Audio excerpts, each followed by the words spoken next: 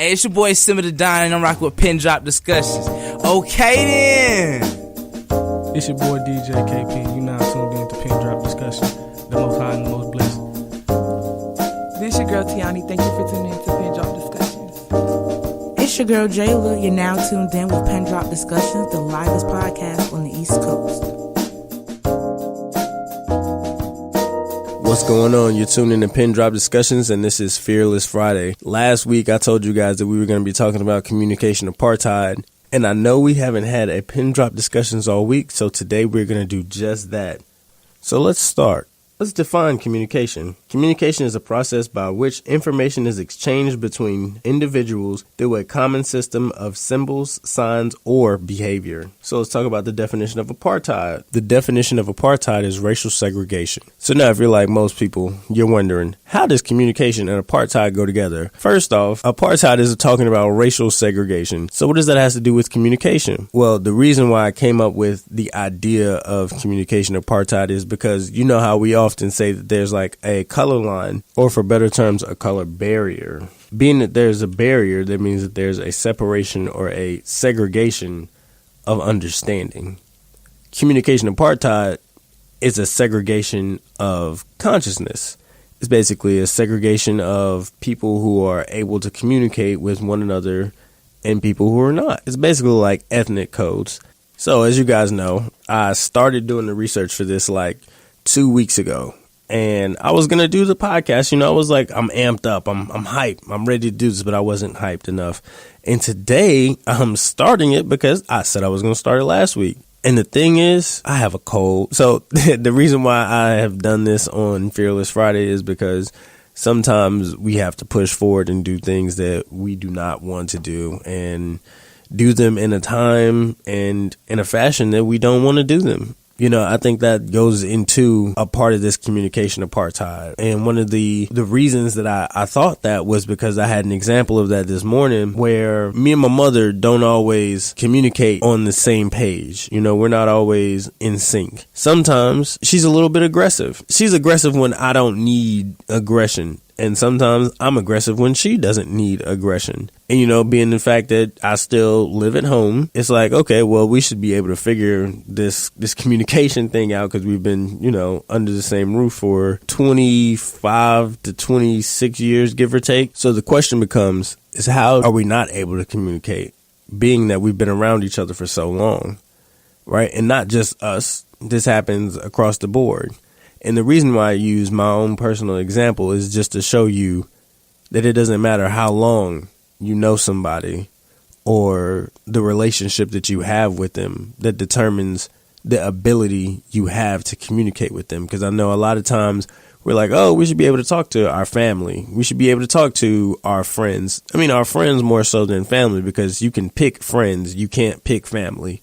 You know, if you're having a disagreement with somebody in your family, it's like they're not going anywhere. If you have a disagreement with your friend, you could drop them tomorrow, depending on the depth of your friendship and how much you're willing to put up with. And some people do successfully cut off family members by, you know, moving away, becoming estranged. So that option is also on the table. Just wanted to throw that out there. So the reason that I even bring this up is because I know in my head that when I know that I don't communicate well with somebody, what I tend to do is not communicate with them. I mean, after you make an effort to communicate with somebody for so long, you know, you say, okay, well, I tried. And then you put it down, depending on the person. That becomes a barrier. And culturally speaking, there's a barrier where two sides have tried to sit down and, you know, not gotten very far and said, okay, well, since I can't talk to you, then I'm going to just put you in this separate little category over here as far as communicating. And we're going to assume what we can about you. And I believe that's where stereotypes come from.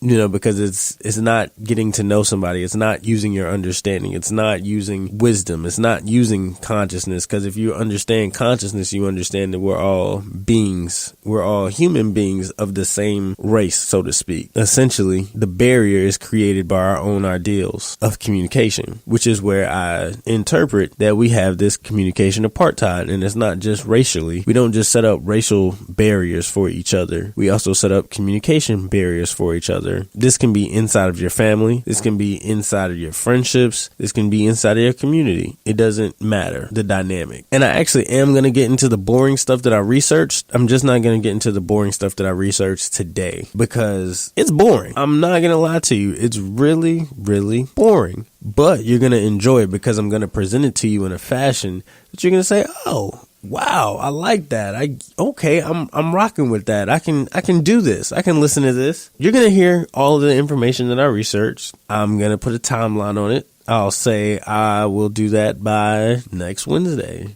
So now let's talk about the fun parts, the parts that I'm passionate about, the parts that are not research backed, the parts that's going to give you energy and motivation, maybe. So, we all have that select group of people or that select person that we can go and talk to about whatever it is. And the reason that is because we vibe. And breaking it down a little bit further than just saying that we vibe is that we communicate well together, right? So I know everybody's got at least one person. Some people are blessed enough to have multiple people. The reason why I say that it is important that we understand what a communication apartheid is so that we don't begin to allow people into our friendships or into our kinships that we begin to separate people. It's like everybody's putting these Thanksgiving posts out, when the favorite cousins get together and when they link up and you start to isolate other people. You have to be careful. You have to really think about what it is that you're doing, and I know a lot of times it's like it should be harmless, right? Because everybody's got that one person that they talk to, but you never know because things like that start trends in families. Like things start in families before they go out into the regular world, so it's like, okay, we're going to get together and talk about this person in our family. Now, what makes you think that outside of the family that's not happening? Because it's a trend. And you know what? I would bet money that a lot of these personality traits that we develop inside of these situations become learned behaviors. And we talked about it last week, I believe, where we were talking about the idea of fears being learned behaviors inside of our own family. Then outside of our family, those fears are probably multiplied because inside of your family is thought to be a safe zone. The reason why I began with the situation between myself and my mother is because we are family. And we have to do better in our culture of talking to each other in manners that promotes wellness and not promotes anxiety and depression. So as this holiday season approaches, I want you guys to keep in mind one thing. Be kind, be friendly, be loving. Even if you don't understand, find at least one thing this holiday season to try to reach out and understand somebody before you talk about them with somebody else in a manner that would hurt that person, whether it's just looks or vibes. Because look, we all know vibes are real. We can feel vibes. So whether you're in the same room or not, you can feel somebody discussing you. You can feel whether you're wanted or not. You can feel all of that. And feelings are real. They mean a lot. They mean a lot more than we give credit for, because they're indicators that something is going on in our environment, in our world. We may not need to use them all the time to judge real life situations, but they are indicators that let us know something is going on. This has been Pin Drop Discussions. This is your host, Tyler Parker, and you know what's going on next week. That boring research.